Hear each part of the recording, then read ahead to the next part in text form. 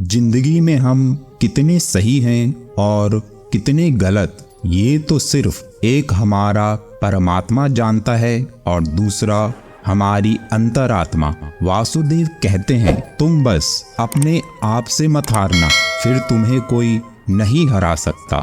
संपत्ति के उत्तराधिकारी एक से अधिक हो सकते हैं, लेकिन कर्म के उत्तराधिकारी केवल हम होते हैं। आप डिग्रियां कितनी भी बड़ी ले लो, लेकिन जिस इंसान को बोलने की तमीज नहीं, वो अनपढ़ के समान है। एक बात याद रखना, कामयाबी की तालियों से ज्यादा कीमती बुरे वक्त में कंधे पर रखा गया हाथ होता है। देवकी नंदन कहते हैं, तुम इस संसार में किसे खोने से डरते हो, जबकि तुम्हारा इस संसार में कुछ भी नहीं है। जाने वाला व्यक्ति अपने पीछे सिर्फ याद छोड़ जाता है, जिसे लोग कहानियों की तरह पढ़ते और सुनाते रहते हैं। जैसे समुद्र मंथन से विष और अमृत दोनों एक जगह से निकलते हैं, ठीक वैसे ही हमारी जुबान से भी विष और अमृत दोनों निकलते हैं। तो अपने शब्दों को मधुर बनाएं और लोगों को अमृत पिलाएं, क्योंकि जो आप दूसरों को दोगे वही आपको वापस मिलेगा।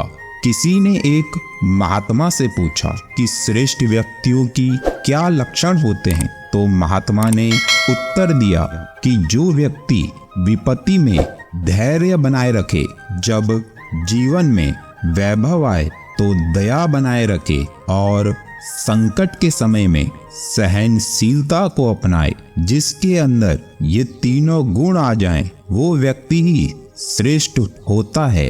एक इंसान की अच्छाई किसी दुकान में मिलने वाली कोई सस्ती मिठाई नहीं, बल्कि उस इंसान की व्यक्तिगत परछाई होती है। जहां वो जाएगा उसकी अच्छाई उसके संग चलेगी। माधव कहते हैं, जिसके जीवन में दुख आया हो वो सुखी हो सकता है, लेकिन जो किसी को दुख पहुंचाता हो वो कभी सुखी नहीं हो सकता। तमाशा लोग नहीं, आप खुद बनाते हो अपनी जिंदगी का। अपनी कमजोरी हर किसी को बताकर अपनी पीठ को मजबूत बनाए रखना, क्योंकि शाबाशी और धोखा दोनों पीठ को ही सहने होते हैं। जीवन में अच्छे लोगों की तलाश मत करो, बल्कि खुद अच्छा बन जाओ। क्या पता आपसे मिलकर किसी की तलाश पूरी हो जाए। वक्त अच्छा चल रहा हो तो किसी की मदद जरूर करना, और अगर बुरा चल रहा हो तो धैर्य बनाए रखना, क्योंकि अगर आपके सपने बड़े हैं तो संघर्ष भी उतने ही बड़े होंगे। एक बात समझ लेना, ये लड़ाई खुद से है। अगर खुद से जीत गए तो दुनिया जीत गए। जीवन में रिश्ते सच्चे हों तो दुख भी कम लगने लगता है, और अगर रिश्ते झूठे हों तो सुख भी बोझ लगने लगता है। जिस व्यक्ति के पास धैर्य की ताकत आ जाती है, उस मनुष्य की ताकत का कोई मुकाबला नहीं कर सकता। वासुदेव कहते हैं, मन की शांति से बढ़कर इस दुनिया में कोई बड़ी दौलत नहीं। अपनी इच्छाओं के अनुरूप जीने के लिए जुनून चाहिए, वरना परिस्थितियां तो सदा ही विपरीत रहती हैं।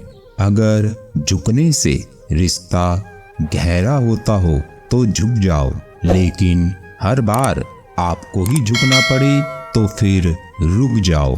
सत्य कभी नहीं कहता कि मैं सत्य हूँ, लेकिन झूठ हमेशा कहता है कि मैं सत्य हूँ। माधव कहते हैं, मैंने हर प्राणी को अलग बनाया है, इसलिए दूसरों के जैसा बनने की कोशिश कर। अपनी वास्तविकता नष्ट न करें। कोई भी इंसान जन्म से बुरा नहीं होता, बल्कि जब लोग उसकी अच्छाई का फायदा उठाने लगते हैं, तब उसे बुरा बनने के लिए मजबूर होना पड़ता है। आज मुश्किल समय जरूर है, पर कल थोड़ा बेहतर होगा। बस श्री कृष्ण से उम्मीद मत छोड़ना, तो भविष्य उससे भी बेहतर होगा। जिंदगी जीने के लिए मिली है, उसे ये सोचकर बर्बाद ना करें कि लोग क्या सोचेंगे। जीवन से बड़ा कोई विद्यालय नहीं, समस्याओं से बढ़कर कोई परीक्षा नहीं, और समय से बड़ा कोई शिक्षक नहीं। जिंदगी में ठोकरें अपना काम करेंगी, लेकिन तू अपना काम करता चल। ठोकरें गिराएंगी बार बार तुझे, लेकिन तू उठकर फिर चलता चल। वो इंसान श्रेष्ठ है जो बुरे समय में फिसले नहीं और अच्छे समय में उछले नहीं। जब कर्म हो काला तो क्या करेगी तुलसी की माला। उपवास हमेशा अन्न का नहीं होता, बल्कि लालच, काम, क्रोध और बुरे विचारों का भी होता है। अन्न का त्याग करने से भगवान प्रसन्न नहीं होते, बल्कि बुरे कामों के त्याग करने से भगवान प्रसन्न होते हैं। अपने आप को ऐसा बनाओ कि लोग तुम्हारे आने का इंतजार करें। ऐसा मत बनाओ कि लोग तुम्हारे जाने का इंतजार करें। जब आप दुख में हो, लेकिन दुख का अनुभव आपको ना हो, तो समझ लेना बांसुरी वाले ने तुम्हारा हाथ पकड़ा हुआ है। कोशिश ये मत करो कि कोई आपको अच्छा कहे, बल्कि कोशिश इस बात की करो कोई आपको बुरा ना कहे।